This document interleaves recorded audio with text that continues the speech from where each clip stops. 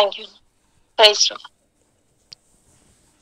దేవుడి నామం పేరిట కూడి వచ్చిన అందరికీ శుభాభివందనాలు. అలాగే మరి దేవుడి నామానికి మహిమ. ఈ ఉదయకాలంలో మనం కొన్ని విషయాలు ధ్యానం చేసుకున్నాము, నేర్చుకోవడం కన్నా నాకు తెలిసి మళ్ళా జ్ఞాపకం చేసుకోవడం అని అంటాను నేను. ఎందుకంటే అందరు చాలా పెద్ద సేవకులే ఉంటా ఉన్నారు కాబట్టి నేర్చుకోవడం అనే మాట కన్నా మళ్ళా జ్ఞాపకం చేసుకుందాం అనేది నేను అనగలను. ఈ యొక్క సమయంలో మనము కొలస్సీలకు రాసినటువంటి పత్రిక, అపోస్తలుడైన పౌలు కొలస్సీలకు రాసినటువంటి పత్రిక 1వ అధ్యాయము 7వ వచనాన్ని ఒకసారి చదువుకుందాం. 1:7. ఇక్కడ ఎపఫ్రా అను మా ప్రియుడైన తోడి దాసుని వలన మీరు ఈ సంగతులను నేర్చుకొంటిరి. ఎపఫ్రా అను మా ప్రియుడైన తోడి దాసుని వలన. మా ప్రియుడైన తోడి దాసుడు. ఇక్కడ తోడి దాసుడు అనే మాటను మనము జ్ఞాపకం ఒకసారి చూసుకుందాం. తోడి దాసుడు అనే మాట ఈరోజు మన యొక్క మరి మెసేజ్ అయి ఉంటా ఉంది, మన అంశం అవుతా ఉంది. అలాగే మరి 4వ అధ్యాయంలో కూడా చూసినట్లయితే అక్కడ కూడా 4:7లో కూడా సేమ్ అక్కడ కూడా ప్రియ సహోదరుడును ప్రభువునందు నమ్మకమైన పరిచారకుడును నా తోడి సేవకుడునైనా తుకీకు. ఇక్కడ తుకీకును గురించి ఏమని రాస్తా ఉన్నాడు? ప్రభువునందు నమ్మకమైన పరిచారకుడు నా తోడి సేవకుడైన తుకీకు నన్ను గూర్చిన సంగతులను అన్నీ మీకు తెలియచేయును. అలాగే కొంచెం కింద చూసుకున్నట్లయితే, మీరు మా స్థితి తెలుసుకున్నట్లును మీ హృదయములను అతడు ఆదరించున్నట్లును అతనితో కూడా నమ్మకమైన ప్రియ సహోదరుడు.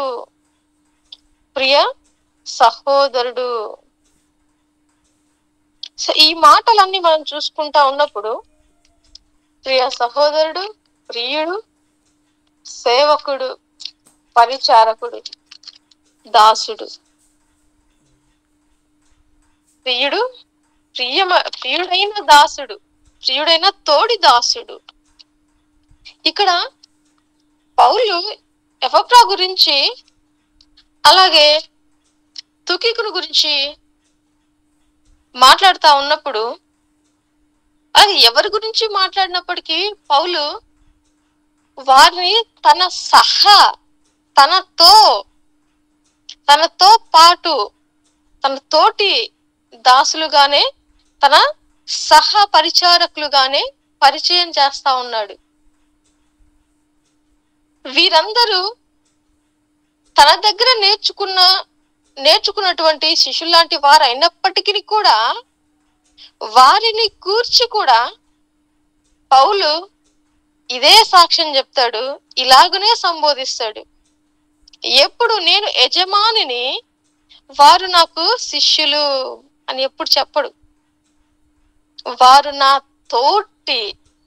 తోటి దాసులు లేదా నా సహపరిచారకులు, నాతో కలిసి పని చేసేటువంటి వారిగా పౌలు ఎప్పుడు ఇలానే సంబోధిస్తా ఉంటాడు. మనం పౌలు గురించి చూసుకున్నట్లయితే మనకు తెలుసు పౌలు యొక్క ముందర ఉన్నటువంటి స్థితి, తన యొక్క జ్ఞానము, తన యొక్క పాండిత్యము, అలాగే తన యొక్క తెగువ, తన ధైర్యము, తనకున్నటువంటి పలుకు ఆ యొక్క జనాల్లో ఉన్నటువంటి తన క్రేజ్ అనేది ఎలాంటిదో మనకు తెలిసిన విషయమే. అంతటి పౌలు క్రీస్తు ప్రేమను రుచి ఎరిగిన తరువాత తను ఏ దాస్యత్వం కింద అయితే బానిసగా ఉన్నాడో, ఎక్కడ బానిసగా ఉండి దాని నుంచి విడుదల పొంది, ఆ బానిసత్వం నుంచి విడుదల పొంది క్రీస్తు యేసునకు దాసుడుగా అవ్వడంలో ఉన్నటువంటి ఆ యొక్క బ్యూటీనెస్ ని, దాని యొక్క విలువను, ఆ దాసత్వం యొక్క ఘనతను బాగా ఎరిగినటువంటి వాడు పౌలు. అంతకు ముందు తనకు తెలియకుండానే దాసత్వం యొక్క మరి పాత నిబంధన, ఆ యొక్క ధర్మశాస్త్ర నిబంధనలో తను దాసత్వం కింద ఉన్న విషయం తనకు తెలియదు కూడా. తను యజమానిగానే ఫీల్ అవుతా ఉన్నాడు, తను ఒక గ్రేట్ పర్సన్ గానే ఫీల్ అవుతా ఉన్నాడు. కానీ దాసత్వంలో ఉన్న విషయం ఎప్పుడైతే క్రీస్తుని దర్శించాడో, క్రీస్తు తనను దర్శించాడో అప్పుడే తెలిసింది. తను ఇప్పటి వరకు దాసుడిగానే ఉన్నాడు, దాసత్వంలో ఉన్నాడు. దాని నుంచి విడిపించబడిన తరువాత ధర్మశాస్త్రానికి దాసత్వం కలిగి ఉండడము, ధర్మశాస్త్రం కింద దాసునిగా ఉండడము, ఆ తర్వాత క్రీస్తు కొరకు దాసత్వంలో ఉండడము, ఈ రెండిటికి, అలాగే పాపానికి దాసత్వం కలిగి ఉండడము, అలాగే మరి పరిశుద్ధతకు దాసత్వం కలిగి ఉండడము, ఈ రెండిటికి వ్యత్యాసము చాలా బాగా ఎరిగినటువంటి వాడు పౌలు.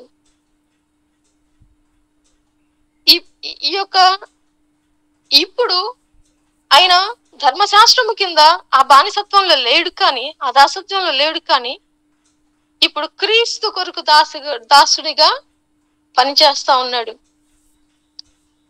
దీనికి వ్యత్యాసం ఏంటో బాగా ఎరిగినటువంటి వాడు.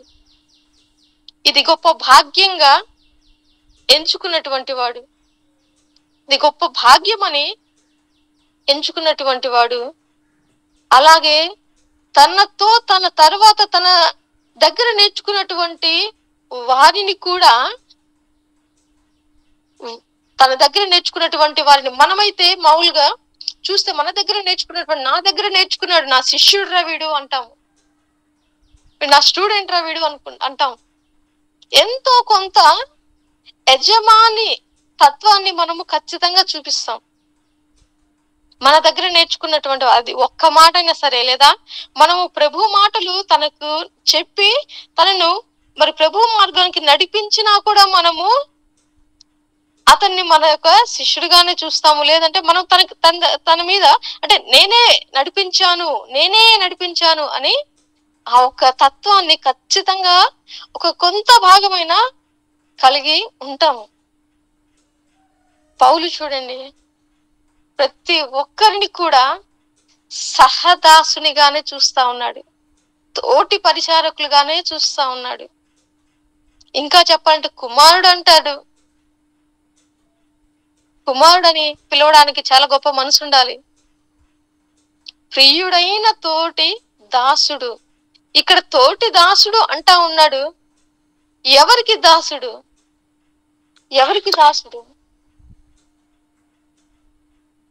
4వ అధ్యాయం 12వ వచనంలో చూసినట్లయితే, కొలస్సీలే 4:12లో చూసినట్లయితే ఆ తోడి దాసుడు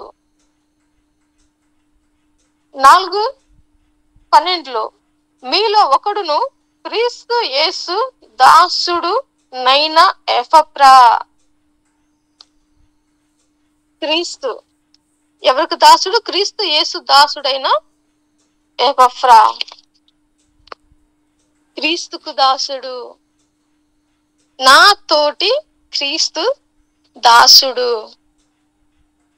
మనము ఈ దినాల్లో మనము సీనియారిటీని, అంటే ఈ సీనియారిటీ అనే పదాన్ని ఎందుకు వాడుతా ఉన్నాం అంటే, మనము రక్షించబడిన తర్వాత, ప్రభువుని ఎరిగిన తర్వాత పరిచర్యలో ముందుకు వెళ్తా ఉన్నప్పుడు, సేవా జీవితంలో ముందుకు వెళ్తా ఉన్నప్పుడు మనకు సీనియారిటీ అనేది తెలియకుండానే వచ్చేస్తుంది, అది సహజంగానే వచ్చేస్తుంది. అలా వెళ్తా ఉన్నప్పుడు మనము మన తోటి వారిని, మన తోటి వారిని, మన తర్వాత వచ్చే వారిని మనం ఎలాగున ట్రీట్ చేస్తా ఉన్నాం. మన తర్వాత రక్షించబడినటువంటి వారు కానివ్వండి, మన తర్వాత మనతో పాటు పని చేయడానికి క్రీస్తు పరిచర్య, మన పని కాదు, మన కింద పని కాదు, క్రీస్తు పని, క్రీస్తు పరిచారకులు, దేవుని పరిచారకులు, దేవుని దాసులు, దేవుని సేవకులు. సేవకులు అనే మాట అందుకే చాలా చక్కగా అనిపిస్తుంది ఆ మాట. సేవకులం, ఎంత మంచి మాట, ఎంత మంచిగా అనిపిస్తుంది, ఎంత కంఫర్ట్ అనిపిస్తుంది ఆ మాటలో. సేవకులం, సేవకులం కదా అని చెప్పేసి మనము దాసులము అంటే, ఈ దాసత్వము రెండు రకాలుగా చెప్తా ఉన్నాం. దాసత్వము పాపం కింద ఉన్నటువంటి దాసత్వం వేరు, అది బానిసత్వము. కానీ ప్రభువు మనకు బానిసత్వాన్ని ఇవ్వలేదు. ఈ దాసత్వం అనేది, ఇక్కడ దాసుడుగా ఉండడం అనేది, ఈ దాసుడుగా ఉండడం అనేది తగ్గింపు. ఇది తగ్గింపు. అది ఇంకా మనకు బాగా అర్థం అవ్వాలంటే ముందున్నటువంటి ఫిలిప్పీ పత్రిక ఒకసారి చూద్దాము. ఫిలిప్పీ పత్రిక 2వ అధ్యాయము 6-7లో ఉంటే ఇంతకు మించినటువంటి ఎగ్జాంపుల్ ఉండదు.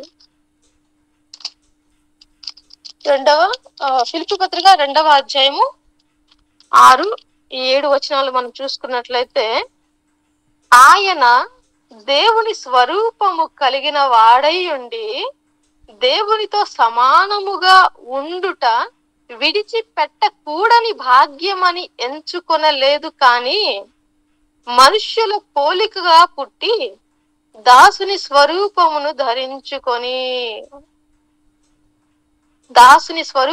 ధరించుకొని తన్ను తానే రిక్తునిగా చేసుకొనెను. దేవాతి దేవుడే ఆ యొక్క దేవునితో సమానముగా ఉండుట విడిచిపెట్టకూడని భాగ్యమని ఎంచుకొనలేదు, కానీ మనుష్యుల కొరకు మనుష్యుల పోలికగా పుట్టి, అంత మాత్రమే కాదు, కానీ మనుషులకు పరిచర్య చేయడానికి దాసుని స్వరూపమును ధరించుకొని తనను తాను తగ్గించుకొని రిక్తునిగా మన మధ్య సంచరించాడు. రిక్తునిగా మనుషులకు పరిచర్య చేశాడు. అంత మాత్రాన ఆయన యొక్క స్థాయి తగ్గిందా? ఆయన తనను తాను తగ్గించుకోవడం వల్ల, తనను తాను తగ్గించుకొని రిక్తునిగా మారడం వల్ల, దాసుని స్వభావం కలిగి ఉండడం వల్ల దేవుని యొక్క విలువ ఏమైనా తగ్గిందా? లేదే. ఇంకా ఇప్పుడు దేవుని విలువ పెరగడం తగ్గడం అనేది ఉండదు, అది ఫిక్స్డ్. అది ఆయన దేవుడు కాబట్టి. మన విషయాలు చూసుకున్నట్లయితే, ఒక యజమానుడు తన దగ్గర ఉన్నటువంటి లేదా తనతో పని చేస్తున్నటువంటి వారిని ఇదే స్వభావంతో, ఇదే భావంతో చూడగలిగినట్లయితే, ఇప్పుడు పౌలు విషయంలో చూడండి, మనం ఎలాగో పౌలు గురించి మాట్లాడుతా ఉన్నాం. తోడి దాసుడుగా చిన్న వారిని కూడా ఇలానే సంబోధిస్తా ఉన్నాడు అంటే, ఆయన అలానే ట్రీట్ చేస్తా ఉన్నాడు. ఇప్పుడు ఇలా చేయడం వలన పౌలు యొక్క విలువ తగ్గిందా? లేదే, ఇంకా పెరిగింది. మనం నేటి దినాల్లో చూసుకున్నట్లయితే చాలా మంది యజమానుడిగా ఉండడానికి ఇష్టపడతా ఉన్నారు. చాలా మంది యజమానిని యొక్క తత్వాన్ని చూపించుకోవడానికి, నేను పరిపాలకుడను, నేను నాయకుడను, నేనే, నా తర్వాత మిగతా వాళ్ళందరూ నా కింద అందరూ అన్నట్లు వ్యవహరిస్తా ఉన్నారు. ఇది ఫ్యాక్ట్. దాని వల్ల వారి యొక్క స్థానం తగ్గిపోవచ్చు, కానీ మిగతా వారిని కూడా తోటి సహోదరులుగా, తోటి దాసులుగా, దేవుని దాసులు వాళ్ళు, మనకు దాసులు కాదు, ఏ నాయకునికి దాసులు కారు. ఈ విషయాన్ని జ్ఞాపకం చేసుకోవాలి, గ్రహించాలి. మనమందరము దేవుని దాసులము.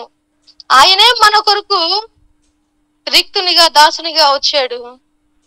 మరి మనం ఎందుకు యజమానులాగా అలాగనా ట్రీట్ చేస్తా ఉన్నాం? మనం క్రీస్తుని పోలి నడుచుకోవడం అంటే, క్రీస్తు ప్రేమను కలిగి ఉండడం అంటే, క్రీస్తు మనకు చూపించినటువంటి మాదిరిని కనపరచడమే కదా. క్రీస్తు యొక్క మాదిరిని మనం కనపరచడమే కదా. సీనియారిటీ అనేది సంవత్సరాలు పెరిగిన దాన్ని బట్టి సీనియారిటీగా మనం ఫీల్ అవుతా ఉంటాం. కానీ మన తర్వాత వచ్చిన వాళ్ళు కూడా వాళ్ళు రక్షణ పొందారు అంటే అది మన మన మన యొక్క దయ కాదు, మన యొక్క కృప కాదు, మన బలము కాదు, మన జ్ఞానము కాదు. దేవుడు ఏర్పాటు చేసుకుని దేవుడు వారిని రక్షించుకున్నాడు. మనము మార్గాన్ని చూపించాము. ఆ మార్గం చూపించడానికి కూడా దేవుని కృపే. మనంతటా మనమేం చేయలేము. కానీ మనం పెత్తనం చెలాయిస్తాము. మనము వారికి యజమానులుగా, అది ఒకవేళ సంఘ నాయకులమైనప్పటికీ సంఘ విశ్వాసులతో, సంఘస్థులతో మనము వారికి నాయకులుగా ఉండాలి. ఎట్ ద సేమ్ టైం వారిని మన తోటి వారిగా ట్రీట్ చేయాలి. మన తోటి వారిగా ట్రీట్ చేయాలి. ఒక బెస్ట్ ఎగ్జాంపుల్ మనము